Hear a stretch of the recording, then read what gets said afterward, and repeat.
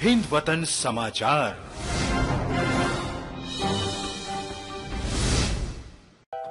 शिवसेना के प्रदेश अध्यक्ष अनिल सिंह ने लखनऊ में एक प्रेस कॉन्फ्रेंस में यूपी सरकार पर निशाना साधते हुए कहा, उत्तर प्रदेश के संत महंत की सरकार में यूपी में जंगल राज कायम है। बहन बेटियों की असमत लूटी जा रही है। कानून व्यवस्था पटरी से उतर चुकी है। साधु संतों की हत्या हो रही है। सरकार हर जिले में एम्स हॉस्पिटल खोलने की बात कर रही है, लेकिन कोरोना काल में इनके 2 मंत्रियों ने जान गंवा दी। चिकित्सा व्यवस्था पूरी तरह से अव्यवस्थित है। लोगों को अस्पताल में बेड नहीं मिल पा रहा। सरकारी और गैर सरकारी स्कूलों में मोटी फीस ली जा रही है। कोरोना महामारी की वजह से स्कूल 1 वर्ष से बंद है, फिर भी विद्यार्थियों से पूरी फीस वसूली जा रही है। सैकड़ों विद्यालयों को मानक विहीन मान्यता भी दी गई। जर्जर प्राथमिक विद्यालय यह दर्शाता है कि उत्तर प्रदेश सरकार की शिक्षा पर कितनी उपलब्धियां हैं। भाजपा सरकार ने कोरोना काल में प्रभु राम लल्ला के नाम पर हजारों करोड़ रुपए का चंदा वसूलने का काम किया और आरएसएस और भाजपा के नेताओं ने रामलला के नाम पर अपनी झोलियां भरी। नैतिकता के आधार पर सरकार आज तक वसूले गए चंदे का लेखा जोखा जनता के सामने रखे। भाजपा सरकार में अधिकारी निरंकुश हो गए हैं। अधिकारी फोन नहीं उठाते। यूपी में नौकरशाहों पर कोई अंकुश नहीं है। सरकार राम भरोसे चल रही है। शिवसेना इन भाजपा सरकार की 4 साल की उपलब्धियों को राष्ट्रीय अध्यक्ष उद्धव ठाकरे के समक्ष रखेगी। शिवसेना राजधानी में अगले माह एक बड़ा आंदोलन खड़ा करेगी। हिंदू महासभा के राष्ट्रीय उपाध्यक्ष गौरव वर्मा सहित भारी संख्या में लोग शिवसेना पार्टी में शामिल हुए। शिवसेना में कौन-कौन लोग शामिल हुए हैं, किन किन मुद्दों को लेकर शिवसेना प्रेस कॉन्फ्रेंस कर रही है? देखिए, आज शिवसेना में पक्ष प्रवेश था। हमारे हिंदू समाज पार्टी के राष्ट्रीय उपाध्यक्ष गौरव वर्मा जी ने आज अपनी पार्टी छोड़कर शिवसेना ज्वाइन किया है। इनको प्रदेश में उप प्रमुख और मध्य लखनऊ का प्रत्याशी घोषित किया गया है। अंकुर श्रीवास्तव जी हैं, इनको लखनऊ पूर्व से प्रत्याशी बनाया गया है। ये कन्हैया जी हैं, इनको प्रचार मंत्री बनाया गया है। और वो अंकुर जी हैं, उनको अंकित जी हैं गुप्ता, इनको सह प्रभारी बनाया गया है।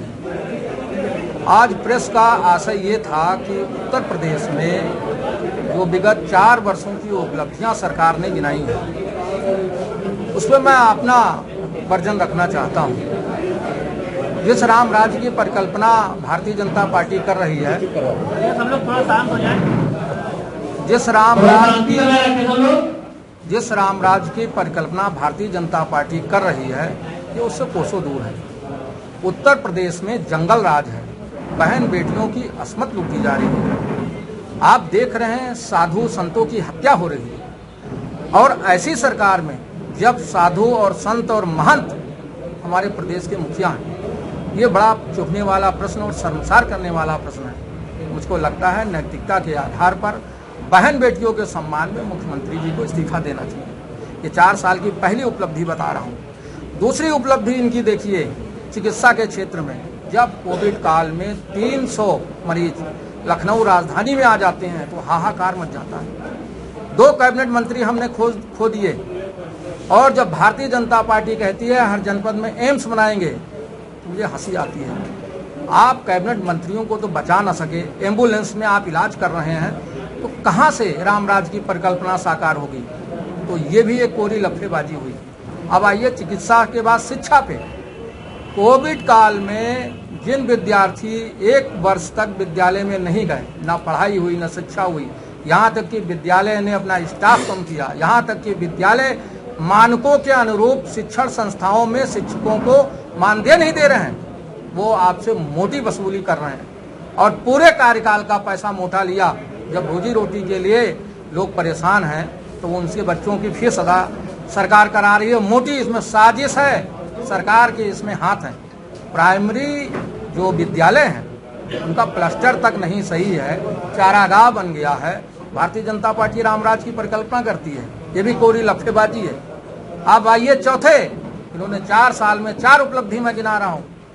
जिस राम राज्य की परिकल्पना ये कर रहे हैं और जिस रामलला के नाम से 90 से लेकर कई कालखंडों में इन्होंने वसूली किया है, चाहे आरएसएस हो चाहे भारतीय जनता पार्टी हो, इन्होंने कितना चंदा वसूला है वो बताए।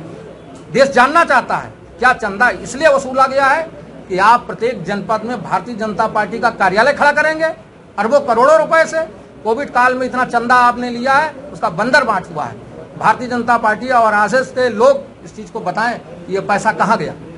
तो ये बहुत सी दुखती नब्ज है। भारतीय जनता पार्टी और सरकार की शिकायत, मुख्यमंत्री कार्यालय की शिकायत कि नौकर साहब फोन नहीं उठाते हैं।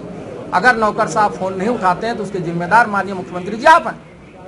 अगर राजा न्यायी हो और उसके कारस कर्मचारी अगर चोर हैं तो उसका पाप राजा को जरूर भोगना पड़ेगा।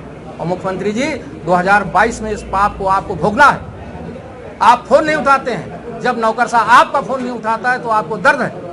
आप हमारा फोन कब उठाते हैं, महामहिम कब उठाती हैं, गवर्नर हाउस कब उठाता है और मुख्यमंत्री कार्यालय कब उठाता है। यहाँ तक कि सचिवालय प्रशासन का सचिव हेमंत राव जैसे IAS अधिकारी 100 फोन करते हैं, वो फोन नहीं उठाते हैं। मुख्यमंत्री बताएं कि 1 साल से आपने सचिवालय पास मेरा क्यों रोक रखा है। आपका IAS कह रहा है। क्या विपक्ष के लोगों का सचिवालय में भी प्रवेश आपको वंचित। पार्टी ने राजभवन को बंधक बना लिया है और राजभवन इनके चुंगल में है। जिस तरह सौतेला व्यवहार महामहिम कर रही है, इससे पहले कभी नहीं हुआ। एक अजीब परंपरा भारतीय जनता पार्टी के लोगों ने डाल दिया है। इन सब से दुखी होकर शिवसेना आगामी माह में अपने राष्ट्रीय अध्यक्ष जी के सामने इन सब मुद्दों को रखकर एक बड़ी पंचायत लखनऊ में आयोजित करेगी और उस पंचायत में सुभाष प्रतिमा से लेकर मुख्यमंत्री आवास तक पद यात्रा करेंगे और भारतीय जनता पार्टी और मुख्यमंत्री जी को इसका जवाब देना पड़ेगा। बोलिए, आगामी चुनाव में शिवसेना किस तरह से अपने आप को देखती है? अभी पंचायत चुनाव की बेला है और हम पंचायत चुनाव में तैयारी पे हैं। हमारे जितने भी कार्यकर्ता पदाधिकारी हैं सब तैयारी जनपदों में कर रहे हैं और 2022 का चुनाव बड़ी शिद्दत से लड़ेंगे और भारतीय जनता पार्टी के खिलाफ लड़ेंगे और भारतीय जनता पार्टी को हराने के लिए लड़ेंगे। जी। हिंद वतन समाचार के लिए लखनऊ से मतीन अहमद की रिपोर्ट। देश दुनिया की हर छोटी बड़ी खबर देखने के लिए हमारे चैनल हिंद वतन समाचार को सब्सक्राइब करें और बेल आइकन दबाएं, जिससे आपको हर खबर समय से मिलती रहे। अधिक जानकारी के लिए संपर्क करें कॉन्टैक्ट नंबर 8707210999।